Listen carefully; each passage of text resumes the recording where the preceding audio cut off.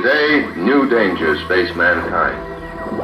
Dangers which challenge his life, threaten his very existence. Sound frequencies have been found that can penetrate the human brain and destroy life. Deadly isotopes of unknown elements have been discovered that can burn and sear the flesh. Pilotless aircraft crashing the sonic barrier can gain complete mastery over the skies. To meet this challenge to our existence, a new agency has been formed.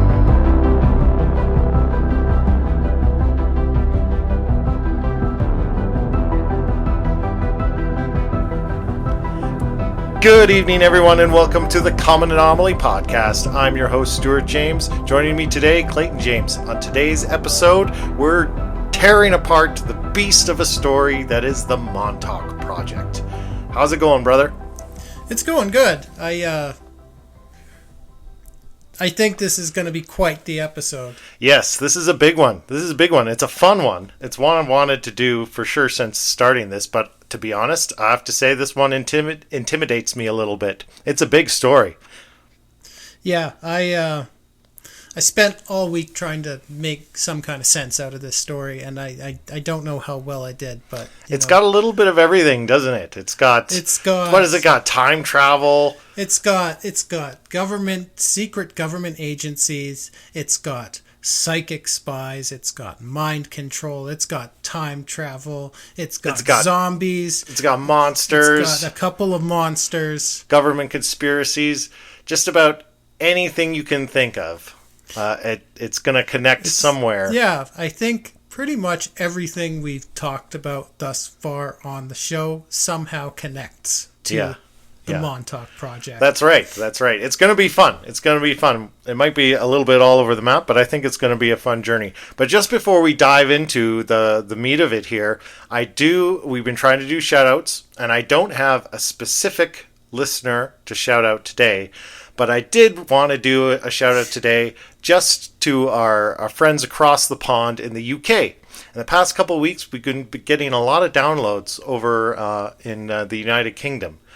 I don't know who those people are, but they seem to be enjoying the show, and they're telling their friends, because I keep seeing new locations pop up on our little map that shows us where folks are listening from. And it's really great to see. So just hello over there really to our listeners over in the UK. Thanks for listening. Yeah, do you have any shout outs? Anybody you want to say hi to before we get going? I just want to thank Susie once again, because I was really struggling to make sense of this episode, so I kind of read through my notes with her last night. Oh, you forced her to help you practice. Does this make sense? Does this make any kind of sense? Yeah. Well, it's a huge knot. I'll give you that, but we'll do our best to untie it. Let's get into it. Do you want to get the ball rolling, since you've at least had the advantage of practicing once? No, I think you ought to get this one started. Okay, put me on the spot, eh? Yeah, you do it to me all the time. All right. For me, I would say the central character in this whole mess has got to be Preston Nichols. A character called Preston Nichols. He wrote the original book disclosing the conspiracy of the Montauk Chronicles back in 1992. And so he's an electrical engineer. Mm-hmm. He's kind of like this wacky inventor type, builds a lot of strange devices that can do crazy things. And at some point, he kind of awoke to the idea that he had been living a double life. That he, aside from being an engineer, was the director and central figure in this conspiracy called the Montauk Project, which was based out of Camp Hero in Montauk, Long Island. Yeah. Or it's in the state of New York on Long Island. It's the farthest, I guess, northeastern tip of Long Island. Yeah, it's you're almost at the end of Long Island, and it's just northeast of the town of Montauk. Yeah. And so there's what is now a defunct Air Force base there. Yeah, that base was originally built during World War II. It was basically a coastal defense base. Yeah, and it's disguised as a fishing village. Yeah, they had these two really big, guns pointed out to sea. Yep. A radar tower, and they disguised everything, Yeah. as a fishing village. And I believe at one point in time, this was the most powerful radar transmitter in the world. Yeah. So after World War II, like the really big dish Yeah. was built there after World War II, and that was part of an early detection radar. Yeah.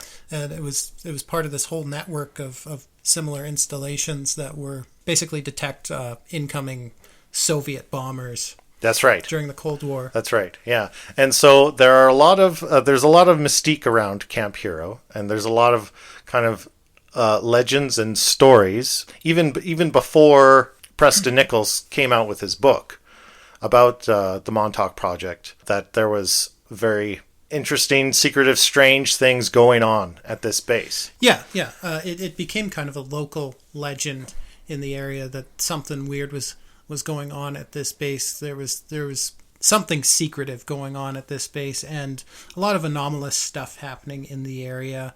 Whenever there was a lot of activity on the base, there would be these magnetic anomalies. They'd interfere with technology. They'd interfere with radio and television signals.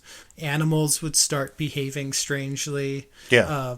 Even people would just randomly fall into a trance and be unresponsive. Yeah. So there was maybe some secret programs going on, maybe some secret weapons development of different kinds. We don't really know. But in 1992, Preston Nichols came out with this book, and what he says was going on is that there was secret psychic programs and mind control programs going on in a facility underneath Camp Hero, where they were experimenting on young boys, torturing them, trying to break their minds, and basically making like Manchurian Candidate. Yeah, psychic spies. Sleeper assassins, sleeper cells, where people would go under very intense psychological manipulation and mind control, and they wouldn't even realize that they were programmed in this way, and then they could be triggered to carry out an assassination or a terrorist attack or what have you. Mm-hmm. So, and that he was involved in this program, was the director of a lot of the activities that happened there. But then he also had stories of programs of them working on secret technologies for time travel. So, and building portals to other dimensions. Let's rewind just like a little bit. How did he discover that he had these repressed memories of leading this double life as the director of this program? Well, maybe you can help fill in the gaps on that. Oh, I'm glad you asked. Yeah. Yeah, I'm so glad you asked. I can see your eyes beaming. Like, I was like, why did you ask me the question if you've got the answer in your brain? You always ask the questions. I thought I was That's because I know you have the answers. I'm the question guy. Okay, I won't ask any more questions. Okay, please fill us in. How did Preston, our friend Preston here, awaken to his double life? He basically just people would start coming up to him, people he didn't know, and they would start talking to him. He'd be at work, and he was all of a sudden invited to meetings that he had no idea what was going on, and people just started talking to him as if they knew this alter ego. Yeah, I forget the name of the fellow he ran into that basically described to him like, yeah, I know you. We worked on the base together. You were my boss. Yeah, wasn't that, if that's the story I'm thinking of, wasn't that Duncan Cameron? Duncan Cameron. Yeah, it was either Duncan Cameron or Al Bielek. Yeah, one of the two. And I think it was Duncan Cameron who was the time traveler, right? Involved with the Philadelphia experiment. Oh, they were both time travelers. Oh, there's both of them, right? Both of them were time travelers. Okay. See, Duncan Cameron they were both time travelers, and Duncan Cameron was the one who got his consciousness moved into another body. Right. Because he couldn't survive the time travel, and he started aging really rapidly. Okay, so that's a really fun story, and I guess that is jumping ahead a bit. Yeah, we're jumping all over the map, which I'm sure we will. But why don't we talk about the Philadelphia experiment? Because in some ways, that could be looked at as the true beginning of all of this. Okay, so the Philadelphia experiment. we'll begin in Philadelphia, Yep. obviously. October 28th, 1943. Officially, the U.S. military was trying to develop stealth technology. Yeah. For naval vessels. Yes, basically to make them invisible to radar. Officially. Unofficially, in theory, what they were actually doing is they weren't just trying to make a ship invisible to radars. They were trying to make a ship physically, optically invisible, like to the eye. Like, think the cloaking device, the Romulans like and a Klingons real had in Star cloaking Trek. device, yeah. They were trying to develop something like that. So a critical experiment was being conducted. Yeah, and they had recruited none other than Albert Einstein to help them develop this. And on the day of the test, they tested it on a ship called the USS Eldridge. Yep. When the equipment was powered up, the ship vanished. They initially thought, it was a success. Yeah. But the ship was actually gone. It wasn't just invisible. Well, it had disappeared. The version I've heard is that initially it did disappear optically. Aside, you could see the imprint in the water of the hull, where the hull went down into the water. But then at some point, it disappeared completely. Yeah. And then it appeared at another port, hundreds of miles away. It reappeared in Norfolk, Virginia. Yeah. And it was there for just a few moments, and then disappeared again. Snapped back. Reappeared at its starting point. And when it reappeared, the crew of the ship, when the ship, rematerialized, the crew were all kind of embedded in the hull and had all died horribly, basically. Or have gone mad. But horribly disfigured or turned inside out or what have you. So obviously, whatever physical processes were involved in making the ship invisible and, I guess, teleport hundreds of miles away was not compatible to the biological people on board the ship. Horrible disaster. That's a really fun story in these circles. You can take it with a grain of salt. That's probably a whole other episode debating whether you can take that to the bank or not, or whether we believe this tale or not. But the story of Al Bielek and Duncan Cameron is that they were aboard the USS Eldridge. Yeah, they were aboard. They're brothers. Al Bielek was actually born Edward Cameron. Right. Yes. He changed his name after this incident, but they were both crew members on the USS Eldridge. And when the experiment started, when they got a sense things were not kind of going according to plan, that they were in some danger, they both jumped overboard. Right. Yeah. To save themselves, only to get sucked into this time tunnel. Yeah. And reemerge in the 1980s. Yeah. At a base called Camp Hero. Camp Hero. Where this project called Montauk was going on. Right. And then they got recruited into it. And so then there's these time-traveling super soldier from the past psychic. Well, Duncan Cameron's the spies. Super soldier.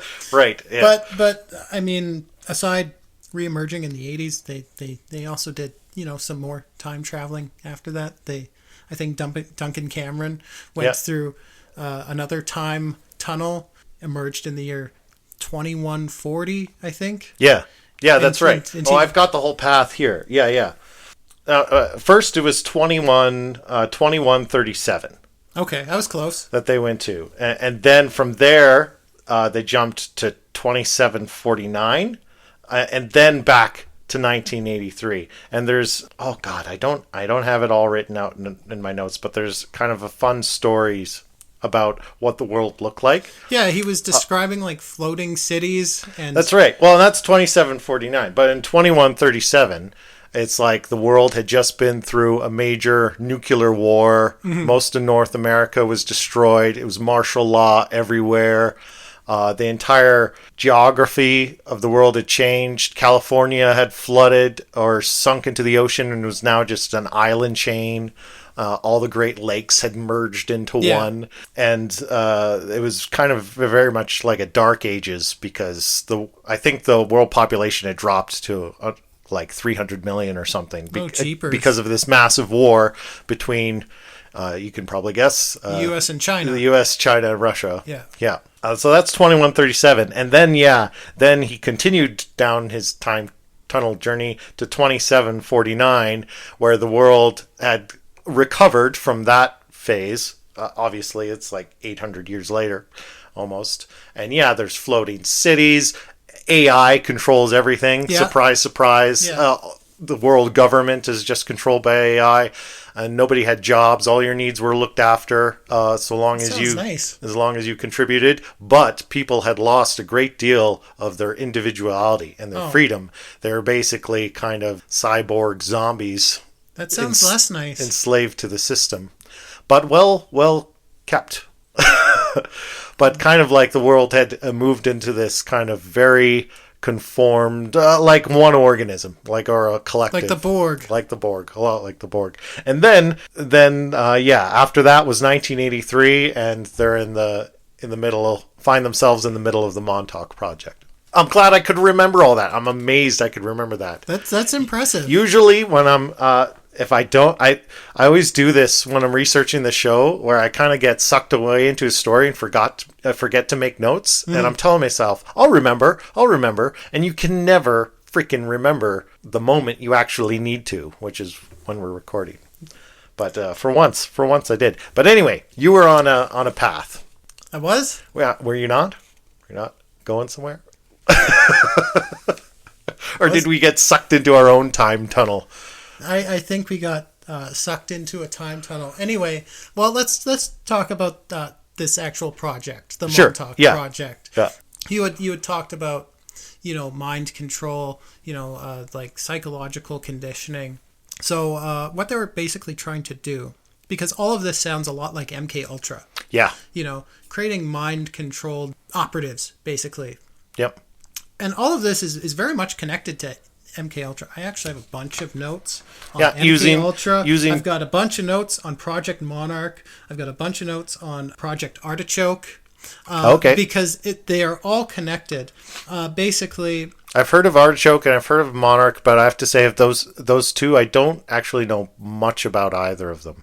MK Ultra, I'm really familiar with. But yeah, I mean, we're all familiar with MK Ultra because that story came out in a Senate committee. Mm-hmm. A United States Senate committee in 1975 called the Church Committee. Yeah. Headed up by Frank Church, who was a senator from Idaho.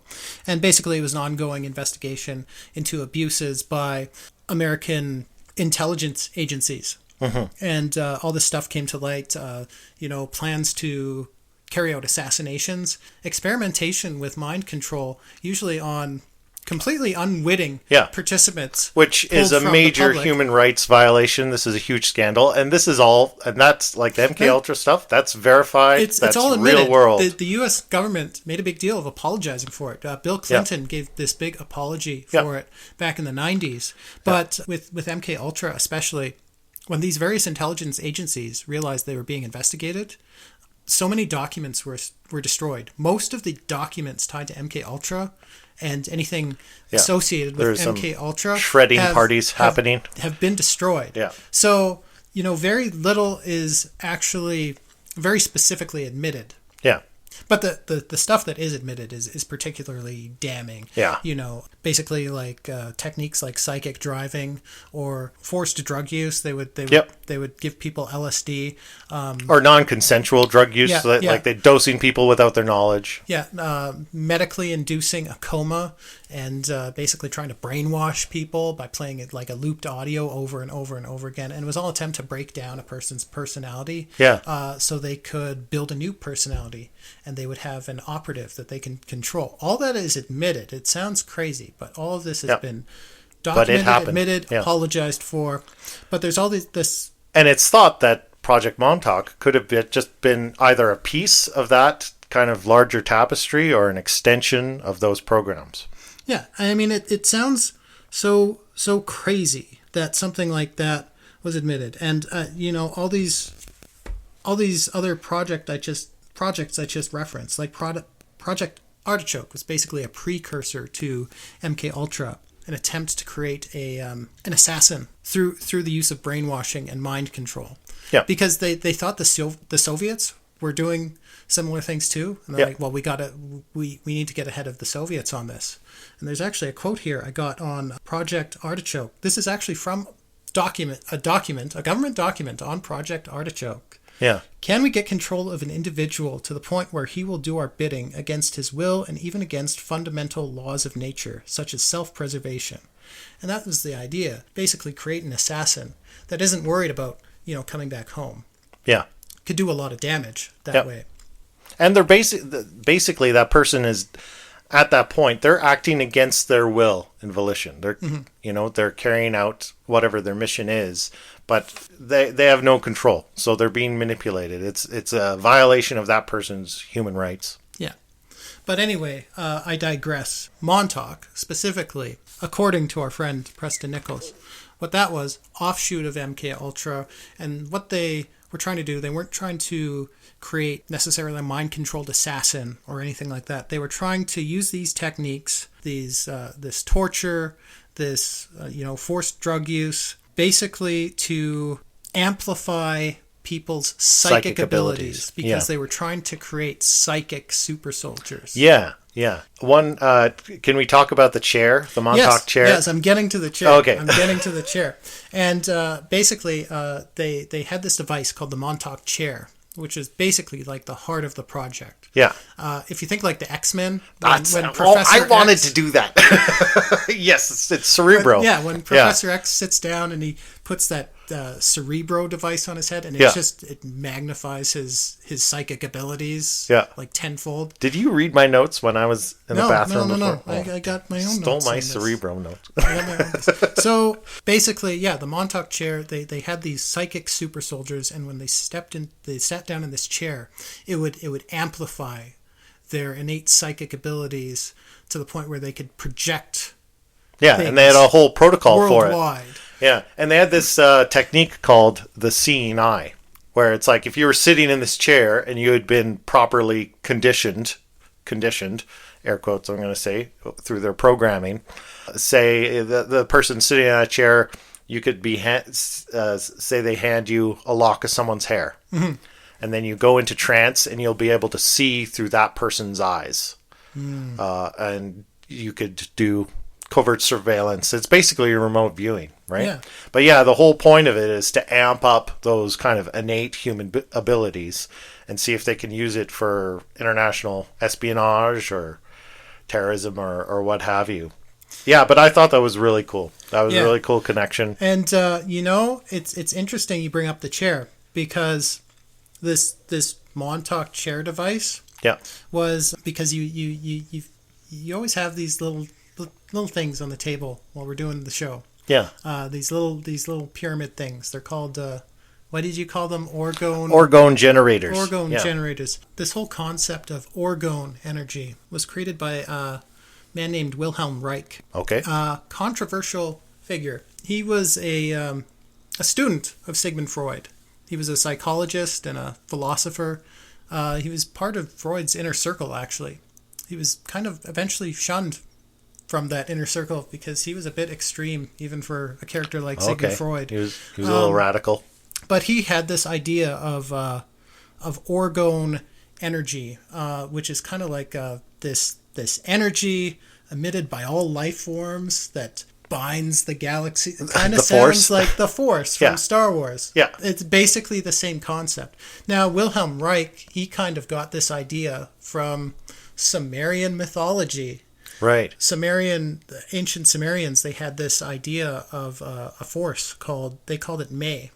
And it was basically like an energy field emitted by all living things that could be harnessed to heal, to manifest. It was what bound reality together. Yeah. And that's where he got this idea. I just thought it was fascinating that connection to ancient Sumerian mythology. Yeah, well, and it sounds a lot like the kind of electric universe stuff they were talking a couple episodes back in the ether, But anyway, Wilhelm Reich, he got into creating inventions that were based on this orgone energy. Right. that he theorized. He made these devices called cloudbusters. Right. And they were these really big steampunk-looking devices with these metal tubes. He'd point up at the sky, and he claimed he could control the weather with them. Built a device called an orgone accumulator, which was it was basically like a tiny little booth you could sit in, and it could supposedly heal any disease. It could even cure cancer, supposedly. Oh, was any of that tested and verified? Depends what you mean by verified. A lot of people looked at it and found his results, quote, fascinating. Okay. Actually, Albert Einstein is even quoted as It's funny. taking a look at one of these and saying it was interesting. Huh. Okay. It's funny you mentioned weather modification, if I could just steal your thought for a moment. Oh, yeah. Because, in my research, I came across a story about Preston Nichols and a woman, I forget who, but was investigating his story. Mm-hmm. And he produced a device that he claimed he could alter the weather, even in an enclosed room that they're standing in. And he pushed some buttons and twisted some dials, and all of a sudden the temperature in the room dropped like 20 degrees, and frost started appearing on the window. And this woman supposedly came away a believer. That's just a story, secondhand. Again, I don't have the exact precise details on that, but a fun story about Preston Nichols. Yeah. Maybe utilizing orgone technology. Yeah. But anyway, sorry. Yeah. So these little things we have on the desk, orgone generators, you call them. So basically, that's the principle. It's like layers of different material. Yeah. Layers of different minerals and like organic material. There's some kind of like metallic. Yeah, there's a copper coil. Yeah, there's a copper coil around a quartz crystal at the center, embedded, and looks kind of like gold or pyrite, and then maybe some obsidian. It looks really cool. Yeah. Actually. So the idea is that it draws in and concentrates this orgone energy that is kind of innately all around us. Yeah.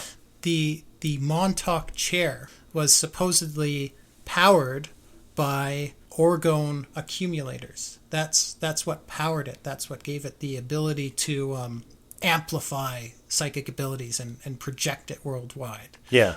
Basically how you look at it is they kind of took Wilhelm Reich's ideas and his work, and they weaponized it. Yeah. Where Wilhelm Reich's devices were kind of designed to heal, this was designed as a weapon. And it's actually interesting because what ended up happening to Wilhelm Reich is the government seized all his work and destroyed it. All his published work, all his books, they were burned. Yeah. All his prototypes of his inventions, they were all seized by the U.S. government. Granted, he didn't really do himself any favors.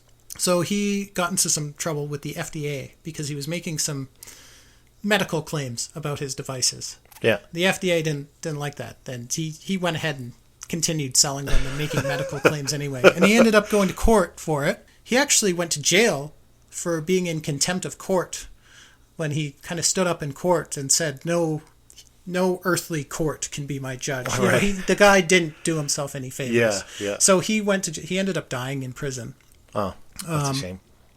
He had a son named Peter Reich who actually helped him construct these inventions, and he wrote a memoir later on. Interesting little side note, Peter Reich's memoir telling the story about his father and building these devices with his father, and how the government came and took everything and destroyed it. It was actually that story was actually adapted into the lyrics of a song by Kate Bush. It's called Cloudbusters, and it's interesting that name Kate Bush because she became like pop star from the 80s. Yeah. But she became kind of well known again more recently. Because, retroactively popular. Yeah. Another one of her songs was used in the soundtrack to season 2 of Stranger Things. Yeah. And if this whole story about the Montauk Project sounds familiar, it's because that's what the Stranger Things was based on. Yeah. The Stranger Things, though, that whole television show is just a loose adaptation. And I believe it was the documentary, The Montauk Chronicles, and I believe the documentarian's name, or the filmmaker's name, is Christopher Garetano. I apologize. Sounds right. I apologize if I got that wrong. I'm pretty sure it's Gaetano. And yeah, it was the producers saw that documentary, and that's directly what inspired the creation of Stranger Things. Stranger Things actually had a working title called just Montauk. Yeah, yeah. So basically what you're saying is everything that happens on the Stranger Things television show happened in real life. That's what you're telling me. I actually wouldn't know. I watched like part of the first season. I didn't. Oh, you've not watched all of it? I didn't really get very into you should. It. I actually really enjoyed it. I liked it. It just, I don't know. Maybe it just, I didn't watch it at the right time. It didn't really grab me the way it seemed to grab everyone else. Yeah. So I've maybe part of the first season. after this you'll be inspired to go and check it out again, and you can rediscover it. It's been a long time since I watched it. After trying to decipher this story all week, I'm ready for like a break from this story after we're done this episode. It's too much. This I need to think about something else for a while, because this story gets really wild. Yeah. Yeah.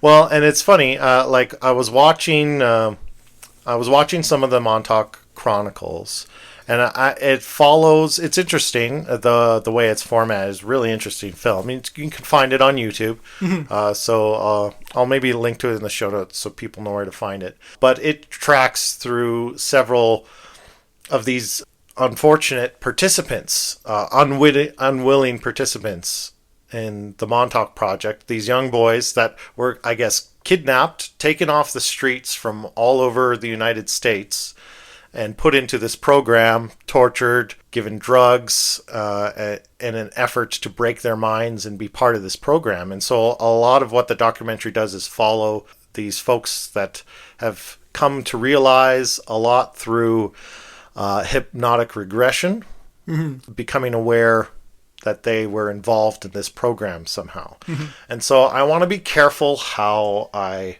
address this, because I think this could be a little bit of a trigger warning for people. It goes kind of to a dark place. Yeah, I will say that this story, the more popular it has become, and I mean the same with any story, the more popular it becomes, especially a story of this nature, the more actual crazy people it will attract. I have to say, watching it, I definitely started to have my doubts. Not that there's zero truth to this, but and just being able to kind of witness and hear the stories of some victims firsthand.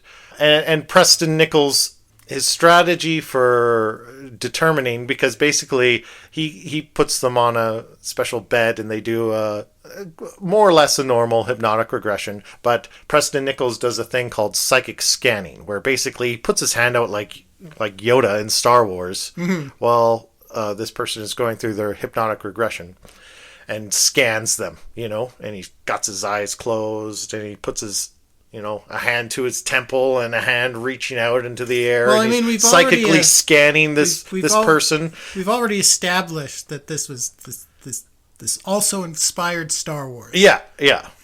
And he just at the end of it confirms what I feel like that person was waiting to hear, which is like, yes, you're definitely a Montauk boy. You were involved in this. That becomes integrated into that person's identity going forward. Yeah. So I definitely felt like, okay, I've got some doubts creeping in.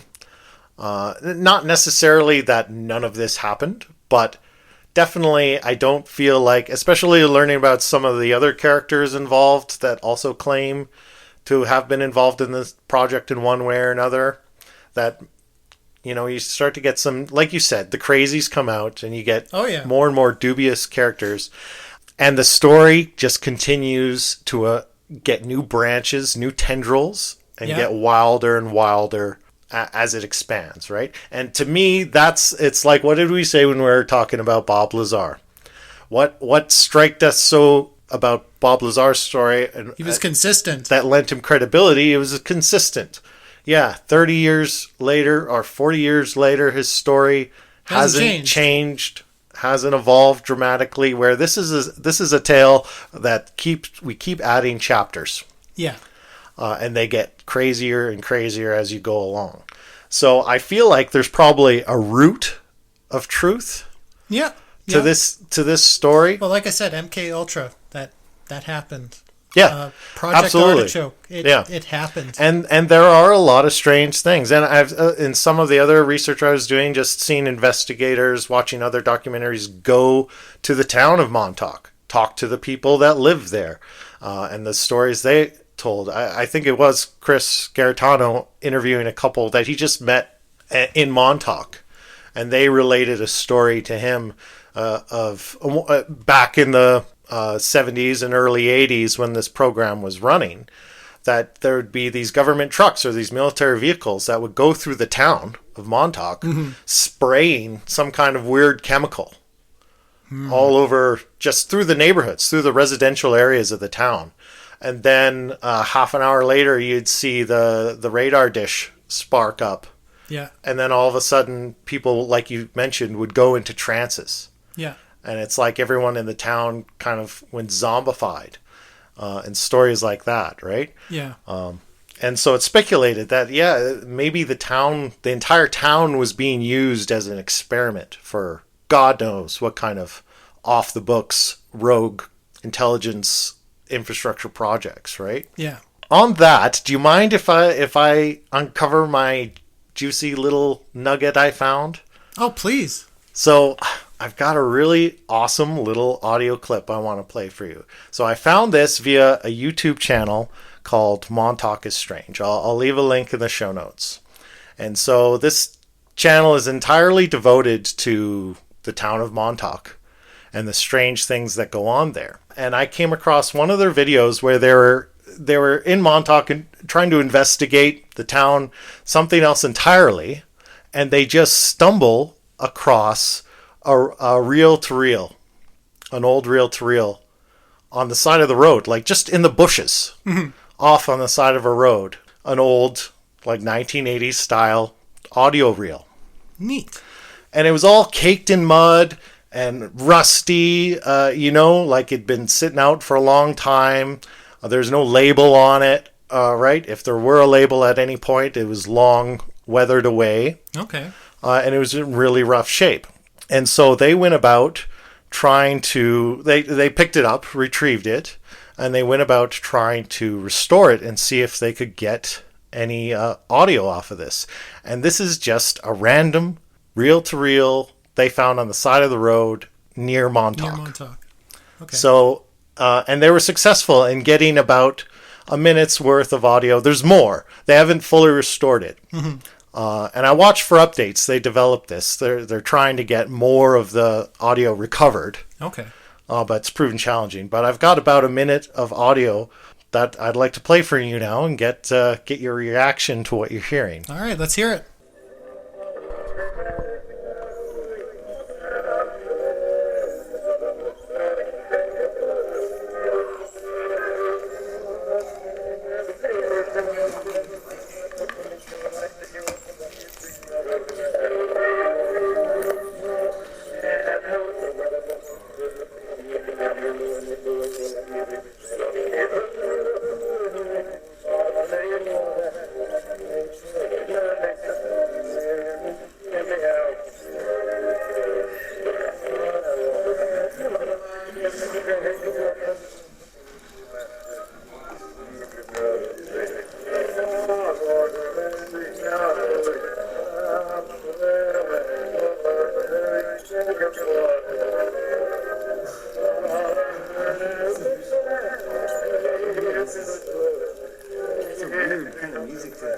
Doesn't sound like it sounds decades before these reels. I mean, it sounds very old-fashioned.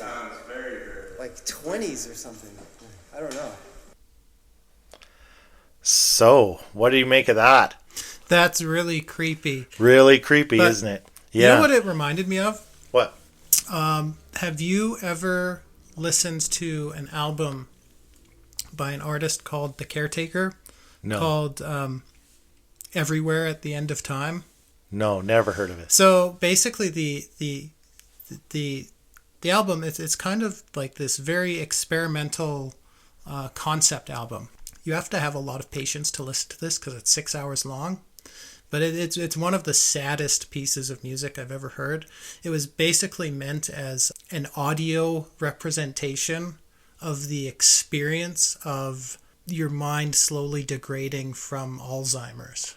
Right. And the album starts with this kind of like jaunty 1920s era music. Yeah, a lot like we just heard. Yeah, and as the album progresses, it slowly becomes more degraded and distorted and just upsetting sounding. Yeah, just like that. Well, the thing that struck me is like, well, you can hear voices, or you can hear a voice. It's hard to tell whether it's one voice or multiple voice, but it's hard to make out. So it kind of forces you to strain your ear. Yeah, yeah. And it sounds like some pieces are maybe layered and reversed. And then all of a sudden, I don't know if you caught it, but there's two little clips that suddenly break through really clear, where you hear the voice say, "Get me out." Mm-hmm. And then again, a little later, saying, "Give your blood." It just spooked me out, man. Yeah. Like, what is this? What is this? And why is it just lying on the side of the road in Montauk? And remember what I said about MK Ultra? They would use a technique called psychic driving. Yeah. Where they'd basically, they'd make you listen to this looped audio of some kind over and over and over for sometimes days at a time. Yeah. It's a method of even torture. As you slept. Yeah. As a form of torture and also as a form of conditioning. Mm-hmm. What that audio was, who knows? Maybe it was 1920s music in this case. And there's other stuff. There's other weird things. Again, just Montauk is a strange place. And one of the investigations I was watching earlier this week, there's like some abandoned homes, right on the military base, and some, like all the paint on the wall, or they're all painted, like each room is painted in different, like crazy psychedelic patterns. Mm-hmm. Or whatever, but very deliberately so and professionally. And it's not just like graffiti, right? Because you can see that, outlets had been taped over properly. Mm-hmm. And so it was, it was intentionally done. It's not just graffiti because it's been abandoned and someone's done this. And so was this home used as a laboratory where people kept there and forced to listen to strange music and use these psychic driving techniques, force drugs in order to break them down? So right now, Montauk or Camp Hero in its current state, you don't know what happened back there back in the day. The place was decommissioned in the 80s. Yeah. And so much of it was below ground. They had all this like underground infrastructure. It's all been filled with cement. Yeah. It's all been sealed off. So you don't know what's down there. Yeah. Well, there's not supposed to be anything down there. That's part of the reason these conspiracies exist, is because the official line is there are no underground structures anywhere near the Montauk But there's Air Force entrances, base. there's hatches, yeah, there's doorways. they're clearly been paved over and Yeah. sealed. Yeah, so those entryways are there. And some of the stuff I found, I think it was Chris Gaetano. I really hope I'm saying his name correctly. Found a guy who had like old handycam video from the 1990s before it all been completely paved over. Mm-hmm. Some of these entrances. They explored some of these rooms. So there's direct proof evidence that there are underground structures beneath the Montauk Air Force Base. But officially, there are none. So that raises an eyebrow, right? Yeah. Do you want to talk about the monster? Which one? The one that's the reason this place was supposedly shut defunct? down and decommissioned. The scary monster. The beast, yeah, as they call it. Yeah, please. Let's go into it. Tell me about the beast. Why was the Montauk project shut down, supposedly? Well, we come back to our friend Duncan Cameron. Yes. You remember Duncan Cameron? Sure do. He became one of the project's most gifted psychic assets. Okay. And he was the one they'd often get to sit in the Montauk chair. And it came to the point where they discovered he could even just make objects materialize with his mind. Yeah. He could summon them into existence whole cloth or teleport them from a parallel dimension. Yeah. And that you see that in poltergeist phenomenon, where things just kind of port out of nowhere. Yeah. Like coins or things will just drop from the ceiling out of nowhere. There's a story of him making an entire house materialize. Oh yeah, just outside the base, like David Blaine. Yeah. Anyway, what eventually happened is, oopsies. He summons a monster. Oh dear. He makes a monster materialize inside the base, and it starts rampaging through the base and attacking everybody there. in sight, causing chaos. So this monster is described as being 12 to 14 feet tall, and apparently fed on people's terror, and the more fear it absorbed, the larger it would get. Wow. And also the more solid it became, because when the monster first materialized, it's described as being like kind of translucent and kind of changing in shape. Like it was kind of glitching in and out of existence. Right, like it wasn't fully formed. Like the monster is trying to exist. It's trying to break into our dimension. So the more terror it absorbed, the bigger and more solid it became. But it's basically described as, like you said, kind of Bigfoot looking. But its mouth is described as a vertical lamprey like maw with concentric rings of needle-like teeth. And from this mouth, it emitted infrasound. Oh. We talked about infrasound actually, that before. sounds like a very good description of the monster from Stranger Things. I wouldn't know. I wouldn't know.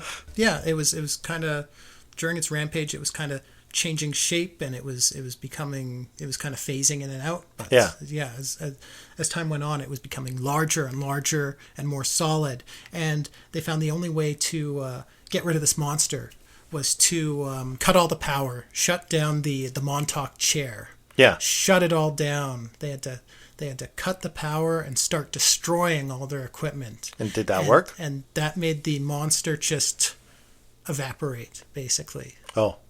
But after that, that's when the project is shut down, everything's sealed off, and they start sealing off all this. That's what did it, hey? Just one bad, rogue Bigfoot on the loose, and they shut everything down.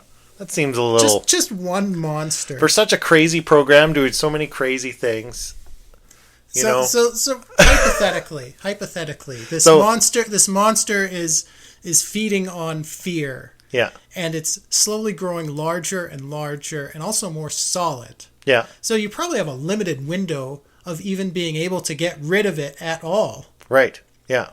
Like how big was this thing going to get? Got rid of it. Is it going to become like King Kong size? Is it even really gone, or is it just, on to kind of bring it into Stranger Things language? Is he on the other side? Just in that dimension right next to ours, trying to get back in, even today. Well, it's a good thing they just filled that whole complex with cement. Okay, so you think that was like a necessary... They needed to patch and shut down. So do you think they just moved it? Did they move operations to somewhere else? Maybe decided they ripped the fabric of reality there at Montauk, and they just needed to move operations to somewhere where the veil hadn't been worn so thin. Well, like, what is it? The laboratory, Brookhaven. Mm-hmm. Well, the thing with a project like this, because... like I said, this is very much like MK Ultra offshoot stuff. Remember, I was saying so much of the documentation with MK Ultra was destroyed.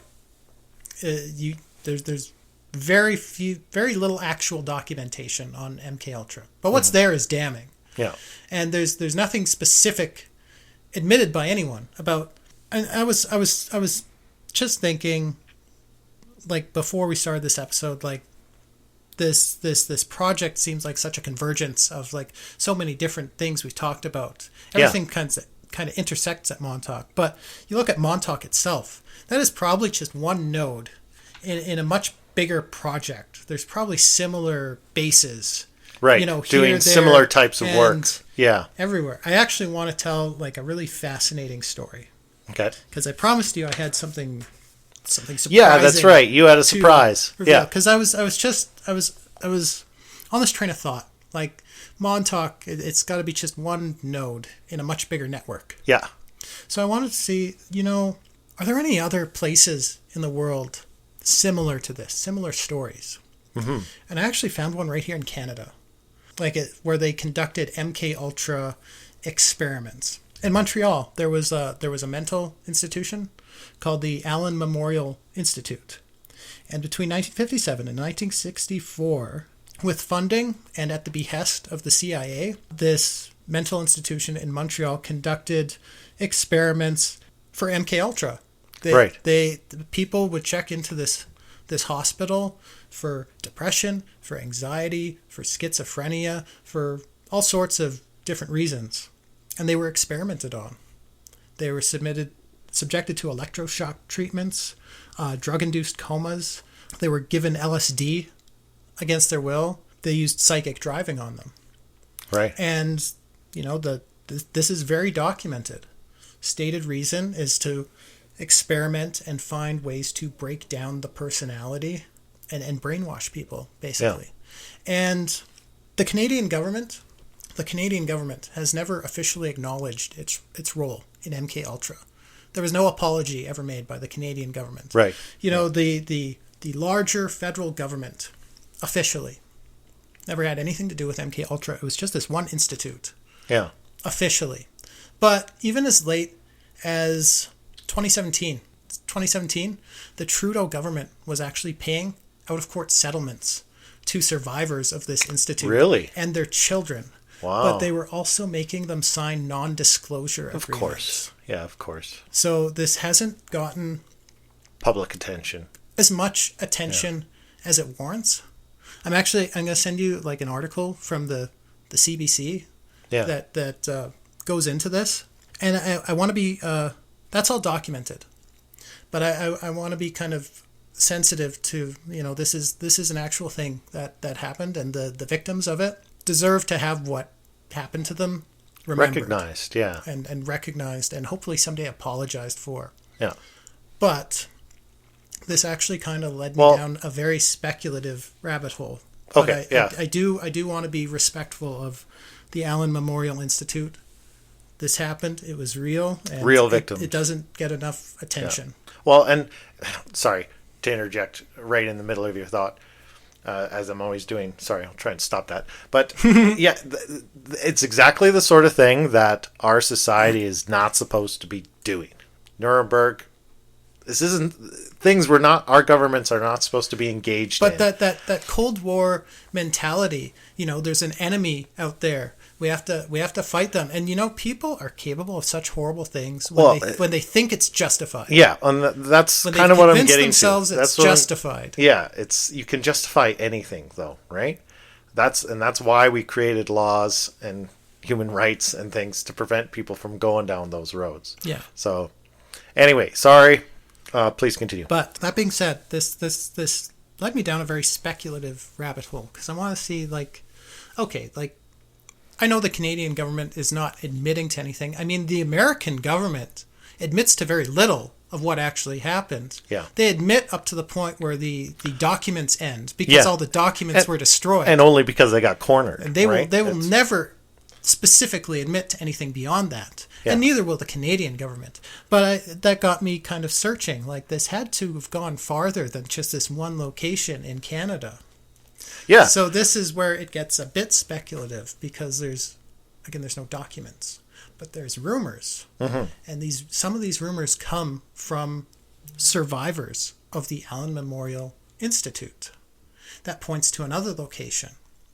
So at the Allen Memorial Institute, they had people that apparently they would call inconclusive assets. And basically, these were patients. They were too far gone. They were too damaged to be reintegrated into society. Right. But as research subjects, they still held some value. And the rumors were that these people were shipped to another facility somewhere out west in Alberta. This part, I hope you're wearing your shitting pants, because this is going to make you shit your pants. Okay, I'm ready. So we're getting closer and closer to home here. So hit me with it. There are descriptions, kind of vague descriptions of this place out west in Alberta that these inconclusive assets were sent. They describe a place surrounded by mountains and forest and hydroelectric dams. And the name that is frequently mentioned is CB Alberta. CB? CB Alberta. Oh. Well, shit. Interesting fact about CB Alberta, it is known for magnetic anomalies. That whole area is known for magnetic anomalies, just like Montauk. Also exists on a known ley line. Right. Just like Montauk. Yeah. And the indigenous people of the area tell tales of this giant shape-shifting monster that stalks the woods called the Botha or Howler. Right. We talked about it a few episodes ago. Yeah. Well, we've got time travel involved. Like, did they really get rid of that monster, or did they just teleport it back in time the same way that Duncan Cameron went forwards through time? And again, this is all very speculative. This is all just rumor. But you got to think that's a crazy connection, though. CB Alberta as a government black site kind of makes sense because it has a history of a POW camp in World War II. That's right. And they actually had some surviving infrastructure from that. You know, there is actually one or two buildings from the POW camp that are still standing today. And what did I say when I was researching CB? You know, I didn't say it on air, but when I was talking to you about it before and after the show, I said I don't think CB is. We were talking about it during our ghost hunting episode. I said I don't think CB is haunted by your standard ghosts. I think something like eldritch and Lovecraftian. Yeah. Some kind of entity, because people are reporting, the waters look weird. Light doesn't reflect off them properly. The waters are running backwards. People describe going into abandoned buildings with no electricity, but the clocks are all still running, but they're running 1 minute out of sync. And they're walking around, and it seems like buildings are just like reality is fractured somehow in this location. Yeah. Oh, wow. Yeah, okay. So CB Alberta that does have black site. Yeah, that does have me shitting my pants a little bit. And that's crazy, that connection to our story. If you're a new listener or haven't listened to every episode, how many, what is that, 2 or 3 episodes back? Yeah. We're planning what is going to be our next episode. Yes. Planning a ghost hunting expedition. And CB was one of our prime candidates of places to go. But we decided... I'm really glad you didn't say Bankhead. We decided we're not going to CB because, interesting enough... Really hard to get to. CB, it was abandoned and completely sealed off very abruptly. Just like Montauk. It is actually very difficult to access the ruins of this town. And basically, there's only 2 known ways to access the ghost town itself. One of them is very illegal. And it was a company town, right? Yeah. So it's like, that's exactly where you would do this kind of work. Yeah. It's a lot like Montauk. Yeah. And it's got lots of hydroelectric infrastructure there. They got lots of juice to run whatever they want up there. Yeah. And if you were trying to clean up your history, like, it would make sense that's how you would cover it's like shredding paper or burning documents. You make the town go away, right? You close it off. You shut down any sign that it ever existed. Yeah. To close off that chapter of history. Crazy. And you know what? That's a good one. Nice. We're gonna nice be work. We're gonna be driving. We're gonna be right in that area. We're gonna be driving tomorrow, by there on our way to our actual target. Fun. I don't think we should attempt to access CB itself. Definitely but you know not what, now. Mike? It might. There is a turnoff.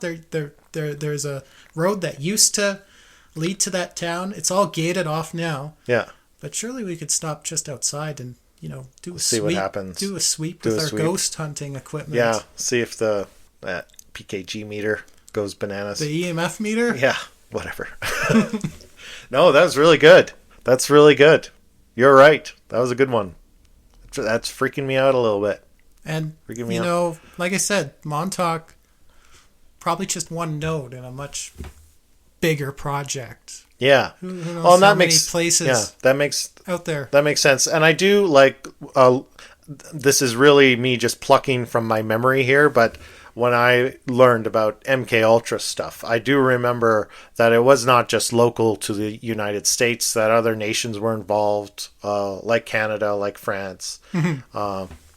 Again, I'm just going back through my memory here, so I don't have details prepared around that. But yeah, it would make sense. Who knows the extent of, what crimes were committed through programs like this. It's And really it- disturbing I to mean, think it about. makes me it's a little upsetting to think we can hear a story like this and think about the whole Cold War mentality, and we can hear about things like Project Artichoke or MK Ultra or the Monarch Project, and we think, well, the crazy things they did in the past.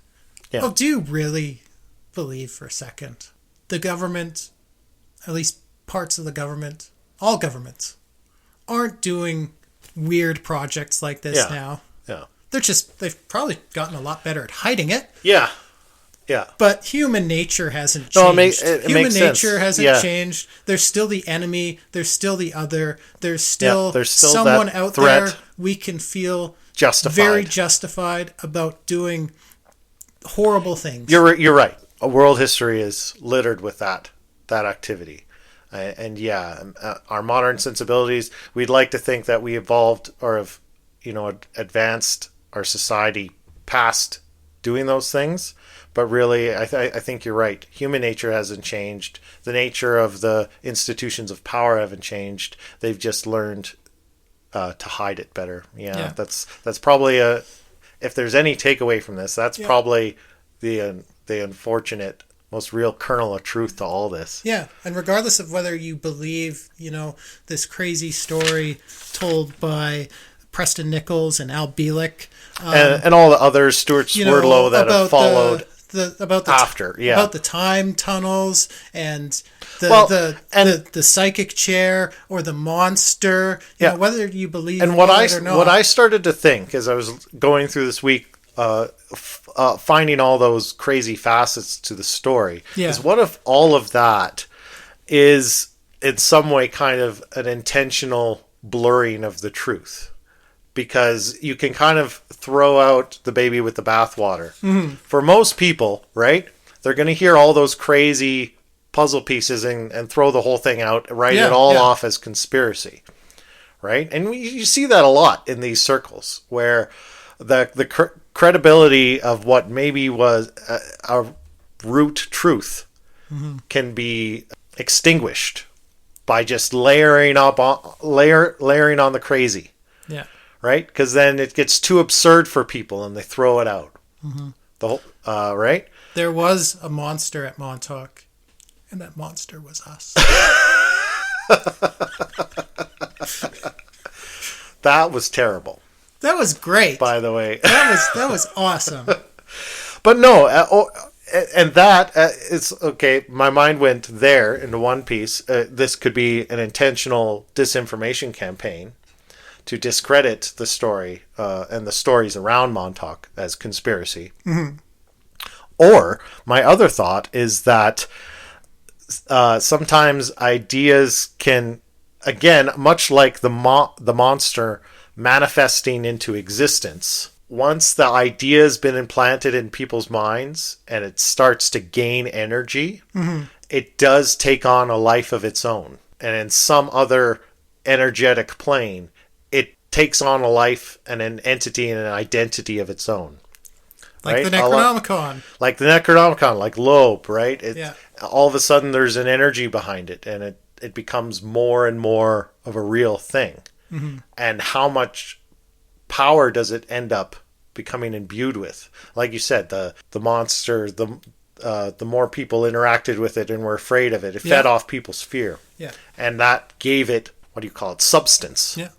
And I mean, Loeb was talking about that exact same thing in our episode on Dyatlov Path. Yeah, maybe the myth of the Mansi, and we give these myths power. Yeah.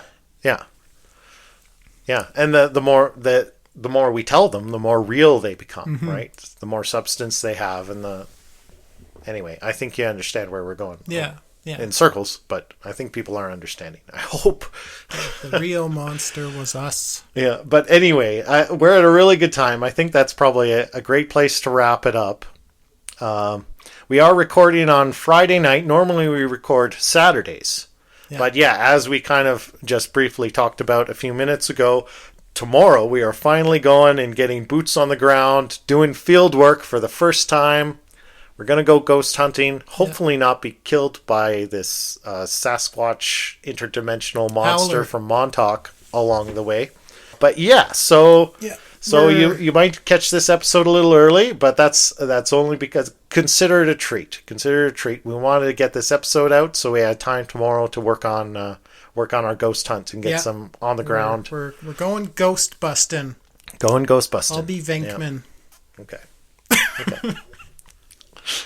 All right, so with that, let's wrap it up, and we'll see everybody next week and see what we managed to come up with out in Bankhead. Yeah. Bankhead, Alberta, and hopefully not CB. No CB. Oh. All right.